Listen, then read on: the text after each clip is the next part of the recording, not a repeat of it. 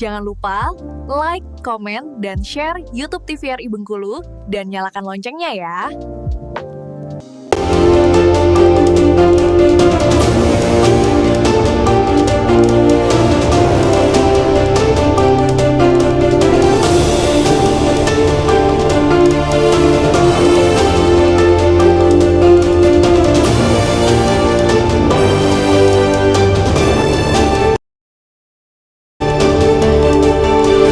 Pemirsa, terima kasih Anda masih bersama kami di Berendo TVRI Bengkulu. Kita lanjutkan perbincangan kita terkait dengan sekolah anak usia dini. Mungkin tadi ada yang belum terjawab ya Mbak ya, terkait dengan kelola emosional dan juga tantrum pada anak. Mungkin boleh langsung dijawab Pak, terkait dengan gimana sih menghadapi tantrumnya anak usia dini. Oke, sebenarnya kalau bicara tentang tantrum itu kadang kita salah kaprah ya, maksudnya melihat anak-anak yang masih usia dini gitu kan, usia 1 sampai 4 tahunan gitu, tantrum, kita langsung menyalahkan bahwa oh ini anak gitu kan ada masalah gitu kan, pengendalian emosinya bermasalah gitu. Padahal sebenarnya untuk anak usia dini di usia 1 sampai 4 tahun ya Mbak ya, tantrum itu sebenarnya wajar.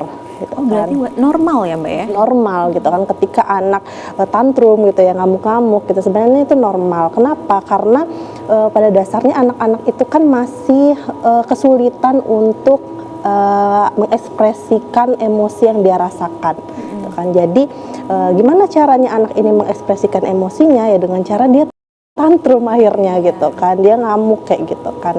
Makanya di fase perkembangan juga kan setiap fase itu ada krisisnya ya gitu kan, setiap kita naik fase itu ada krisisnya.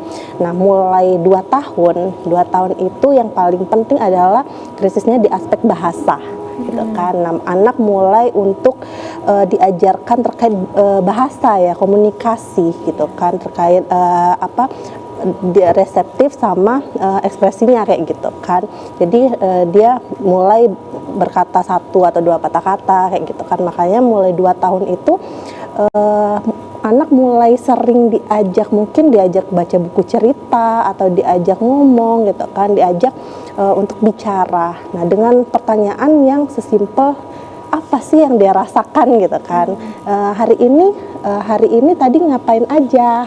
Berarti pertanyaan seperti itu penting ya Mbak? Penting sekali gitu kan, penting sekali untuk diberikan kepada anak. Bahkan kalau bisa setiap hari gitu kan, tanyakan gitu, kamu ngapain aja, apa yang kamu rasakan hari ini.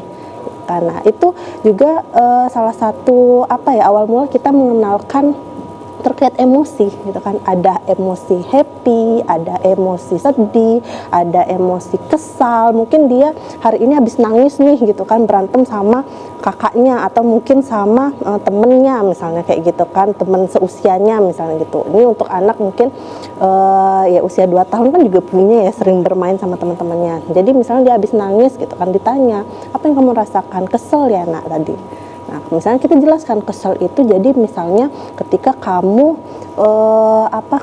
ada perasaan nggak suka sama orang lain misalnya gitu kan, dan kamu juga nggak suka dengan keadaan tadi kamu mainannya direbut sama temenmu, sama orang lain, tuh kesel namanya.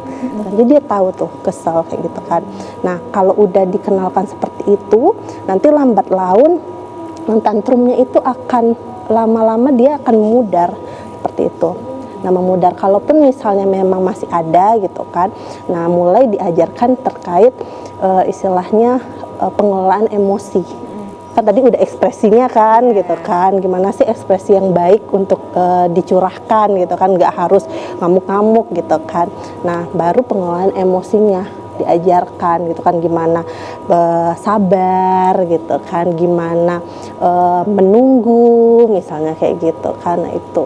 Oke, berarti pertanyaan-pertanyaan yang kayak sederhana itu malah sebenarnya bisa memancing anak untuk mengelola emosi dan mengeluarkan emosinya pada orang tua gitu ya Mbak ya? Betul. Oke, kalau misalnya pada saat anak kecil itu dia tidak mendapatkan pertanyaan itu atau tidak selesai nih Mbak masalahnya pada saat pengelolaan emosi pada usia dini, sebenarnya dampak yang akan dirasakan anak itu apa Mbak? Apa dampaknya sampai remaja atau dia dewasa atau bagaimana? Oke, dampaknya itu ya banyak sekali ya, bisa beraneka ragam seperti itu ya.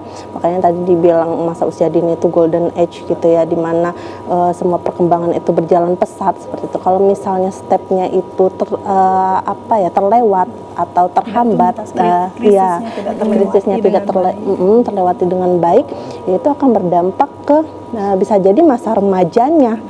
Kan remaja itu masa yang paling berat ya, gitu kan, masa istilahnya krisis emosi itu di remaja.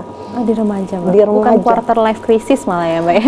Belum. Sebelumnya. Iya. Berarti sebelum quarter life crisis malah ada lagi pas remajanya. Di remaja itu ketika kita pubertas ya, ketika pubertas itu kan berubah sekali. Kita transisi nih dari masa anak-anak gitu kan, dari masa anak-anak kita transisi ke masa yang remaja, istilahnya pertengahan anak-anak dan dewasa. Kan ini bingung ya kayak gitu kan, masih bermanja-manja, bukan anak-anak lagi tapi udah mau mandiri banget, belum dewasa kayak gitu kan. Nah itu akan mempengaruhi, kemungkinan akan memberikan pengaruh besar di masa remaja anak gitu kan. Anak akan bisa jadi dia kesulitan untuk mengambil keputusan, bisa jadi dia kesulitan untuk mengelola emosinya gitu kan. Berarti banyak sekali dampak psikologis kalau masalah yang anak usia dini ini nggak selesai, seperti salah satunya, ini baru salah satu masalahnya, Mbak. Salah Salah satu aja ya. Tadi kita menyebutkan yang emosional, banyak sekali dampak yang bisa dirasakan oleh anak. Salah satunya mereka sulit mengambil keputusan ya, Mbak. Betul. Nah, mungkin saya ingin bertanya lagi nih terkait dengan sekolah anak usia dini nih, Mbak. Tadi kan seberapa pentingnya udah disebutkan ya, Mbak, bahwa sekolah usia dini ini sangat penting untuk pertumbuhan serta perkembangan anak pada golden age. Nah, kalau dari Mbak sendiri, apakah semua anak itu wajib dimasukkan ke pendidikan ke PAUD misalnya, iya, atau TK, pokoknya pendidikan yang formal ataupun formal ya, biasanya formal ya, Mbak. Oke. Sebenarnya tadi ya, Mbak, ada 3 jenis PAUD tadi kan. Jadi kalau kita bilang apakah wajib atau tidak, sebenarnya kita kembalikan lagi ke fungsi orang tua di rumah, gitu kan. Karena kita kembalikan lagi, pendidikan pertama itu adalah dari keluarga dulu, dari orang tua gitu. Jadi yang paling berkewajiban untuk memberikan haknya anak tadi untuk mendapatkan pendidikan dan pengasuhan adalah orang tuanya dulu. Jadi apakah nggak apa-apa kalau nggak ke PAUD, ya nggak apa-apa. Gitu. Nggak apa-apa banget, malah bahkan itu akan jadi lebih baik ya. Gitu. Bisa jadi lebih baik. Bisa jadi ya, Bisa Mbak. jadi lebih baik kan, asalkan gitu ya. Ada syaratnya ya, Mbak ya. Ya, asalkan orang tua bisa memfasilitasi itu semua. Anak bisa menyediakan ruang, fasilitas untuk anak bisa bermain sambil belajar di rumah. Orang tua punya waktu yang cukup untuk menjadi partner anak bermain di rumah. Oke, berarti nggak selalu lebih baik, tapi bisa jadi menjadi jauh lebih Jauh baik. lebih baik. Oke, baik, Mbak. Kita akan lanjutkan setelah jeda iklan berikut ini ya, Mbak ya. Baik, pemirsa, akan kita lanjutkan perbincangan kita masih terkait dengan sekolah anak usia dini di Berendo Ruang Konsultasi.